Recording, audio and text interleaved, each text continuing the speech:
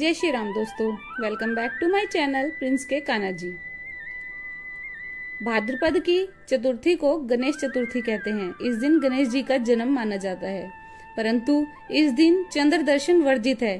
चंद्र दर्शन करने से इस दिन दोष लगता है और मिथ्या कलंक लगता है, इसलिए आज के दिन चंद्र दर्शन नहीं करना चाहिए।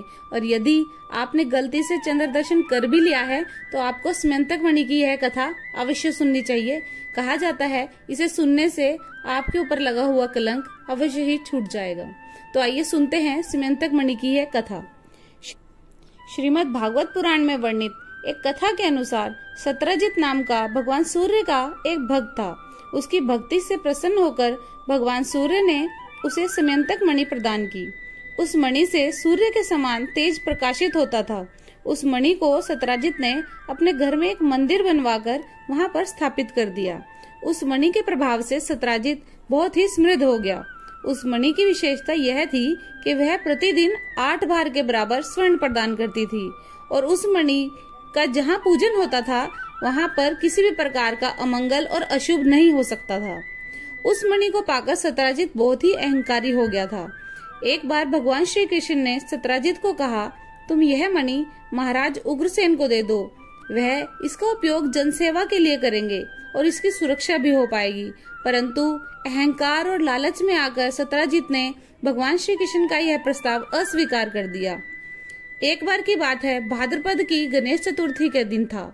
भगवान श्री कृष्ण भोजन कर रहे थे और जैसे ही भोजन करके उठते हैं तो अनायास ही उनकी दृष्टि चंद्र पर पड़ जाती है।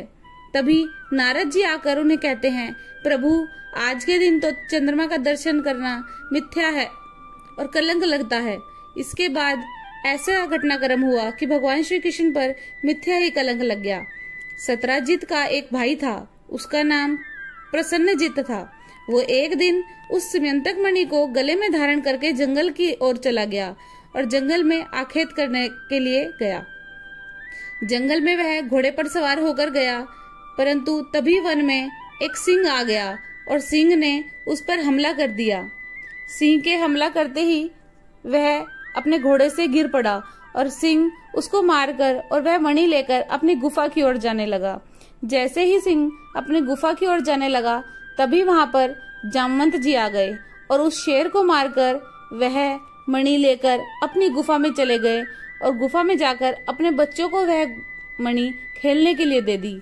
परंतु जब सत्राजित का भाई प्रसन्नजित वापस नहीं आया तो प्रसन्नजित के वापस न आने पर उसकी खोज में निकले और जब खोज में निकले तो अपने भाई को जंगल में मरा पाया और उसके गले में वह मणि ना पाकर उसको लगा कि यह भगवान श्री कृष्ण ने चोरी की है।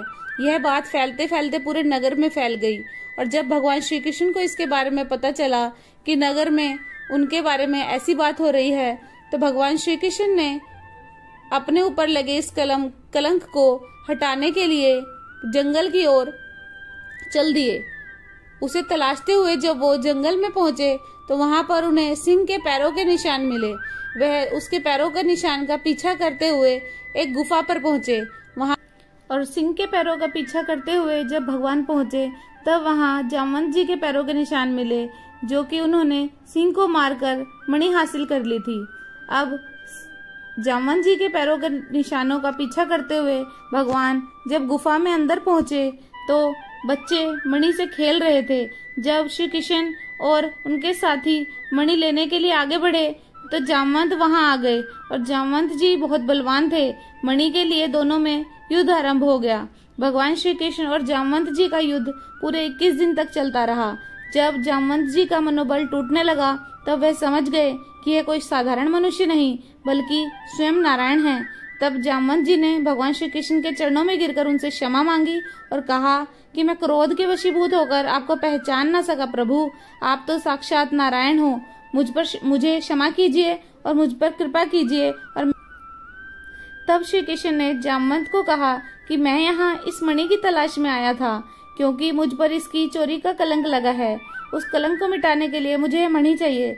तब जामवंत ने कहा, अपनी पुत्री जामवंती का विवाह मैं आपसे करता हूँ और मैं आपको यह मणि भी देता हूँ।